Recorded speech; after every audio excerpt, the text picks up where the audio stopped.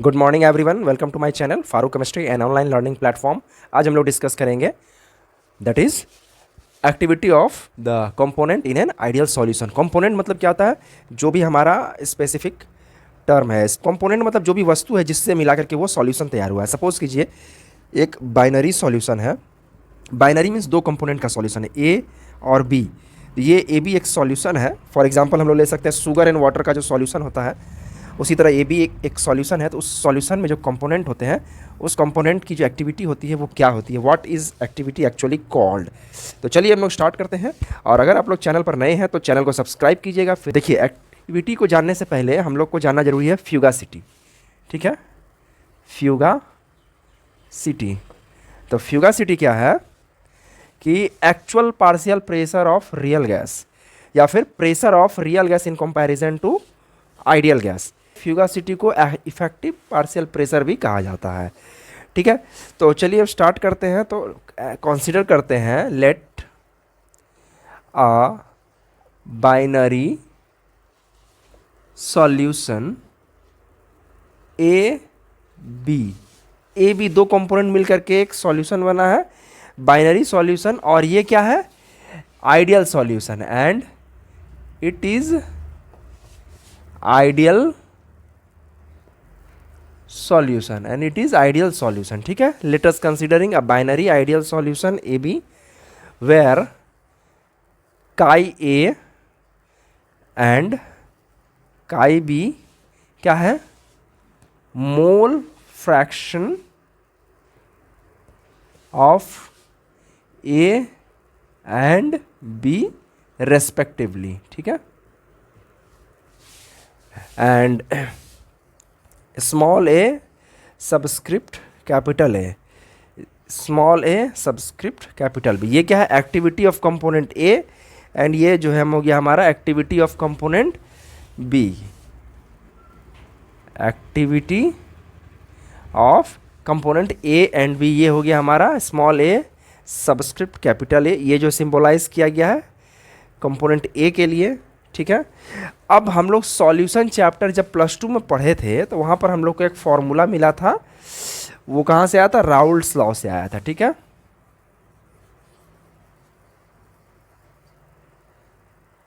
Raoult's law. ठीक है, तो राउल्ट्स लॉ क्या कहता है? Partial pressure of component A is equal to its mole fraction and the pressure of its pure component when it is present. तो कहने का मतलब क्या हुआ कि अगर हमारे पास ए और बी मिला करके एक सॉल्यूशन बना है, तो इसमें ये जो जिसमें से जो भी कंपोनेंट लिक्विड फॉर्म में है या फिर वोलेटाइल कंपोनेंट जो भी है, तो वो गैसियस फॉर्म में जरूर ट्रांसफ़र होगा। तो किसी भी क्लोज कंटेनर में उस कंपोनेंट का जो गैसियस मॉलिक्यूल प्रेजेंट रहेगा, उसका जो प्रेशर होगा, तो यहाँ पर मैंने क्यों लिखा है पी ए, ये डिनोट करता है पार्शियल प्रेशर। मतलब हो सकता है कि ये दोनों कंपोनेंट वोलेटाइल हो, तो दोनों कंपोनेंट का गैसियस फॉर्म, जो गैसियस वेपर है, वो उस सरफेस ऑफ सॉल्यूशन के ऊपर एग्जिस्ट करेगा इन अ क्लोज कंटेनर। तो उस कंडीशन में कंपोनेंट ए का भी अपना प्रेशर होगा, बी का भी अपना कुछ प्रेशर होगा।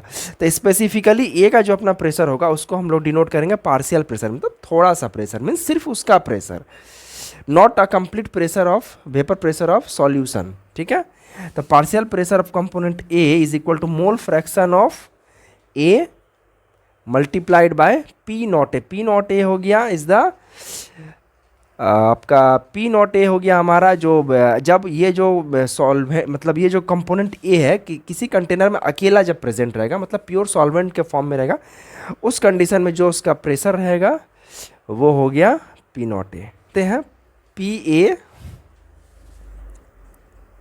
Is equal to chi A into P naught A. तो chi A is equal to कितना हो जाएगा? P A divided by P naught A. ठीक है, अब हम लोग क्या देखते हैं कि आइडियल सॉल्यूशन के लिए, ठीक है, क्या ध्यान में रखना, आइडियल सॉल्यूशन के लिए। आइडियल सॉल्यूशन के लिए हम लोग क्या देखते हैं कि जो सॉल्यूशन होता है उस सॉल्यूशन में जो लिक्विड कंपोनेंट होता है उस सॉल्यूशन में, मतलब हम लोग क्या देखते हैं, फॉर आइडियल सॉल्यूशन, ठीक है, for ideal solution the vapour pressure of liquid component of solution. Liquid component of solution मतलब वो जो सॉल्यूशन बना है उस सॉल्यूशन में मान लीजिए दो कंपोनेंट मिलकर के बना है ए और बी, तो हो सकता है कंपोनेंट ए लिक्विड फॉर्म में हो और बी सॉलिड फॉर्म में था जिसको उसमें डिसॉल्व कराया गया, for example sugar and water. तो जो भी हमारा, या फिर हो सकता है कि दोनों लिक्विड फॉर्म हो, लेकिन हम क्या कर रहे हैं, सीधा सीधी लिख दे रहे हैं जो भी लिक्विड कंपोनेंट है उसका जो वेपर प्रेशर होता है इज वेरी लो, यूजुअली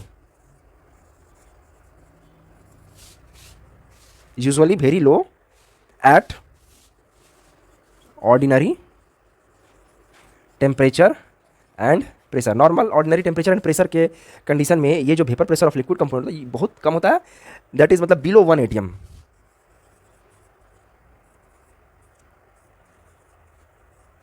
इतना कम होता है कि जो हमारा नॉर्मल एटमॉस्फेरिक प्रेशर है उससे भी कम होता है, मतलब जो हमारा नॉर्मल रूम टेम्परेचर कह सकते हैं। इस कंडीशन में किसी भी सॉल्यूशन का जो वेपर प्रेशर होता है, जो भी उसका लिक्विड कंपोनेंट होता है उसका जो वेपर प्रेशर होता है बहुत कम होता है, एंड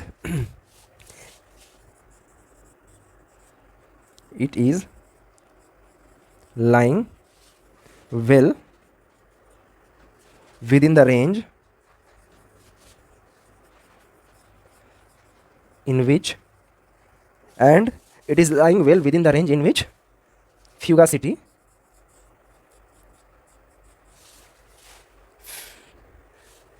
may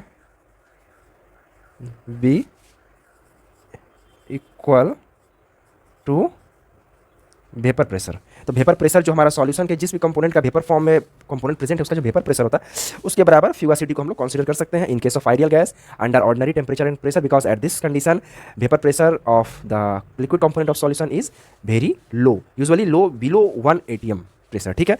तो ये जब ऐसा कंडीशन आता है तो ये क्या कह रहा है कि फ्यूगासिटी जो है may be equal to vapour pressure जो होता है सॉल्यूशन का, तो ये जो हमारा टर्म है ये टर्म किसके बराबर हो जाएगा, फ्यूगासिटी के बराबर हो जाएगा। ये वाले टर्म को हम लोग आगे लेकर के आते हैं, तो mole fraction of A is equal to, ये पी ए है तो पी ए के जगह पर हम लोग एफ ए लिखेंगे, और ये पी नॉट ए है तो उसकी जगह पर एफ नॉट ए लिखेंगे, ठीक है। तो एफ नॉट ए क्या हो जाएगा, इसको हम लोग आइडियलाइज्ड प्रेशर भी बोल सकते हैं या फिर प्रेशर ऑफ प्योर कंपोनेंट ए के लिए हम लोग यूज़ कर सकते हैं, दैट इज ये हो जाएगा vapour pressure of pure component A, ठीक है। और ये हो जाएगा vapour pressure of component A in the solution, ठीक है।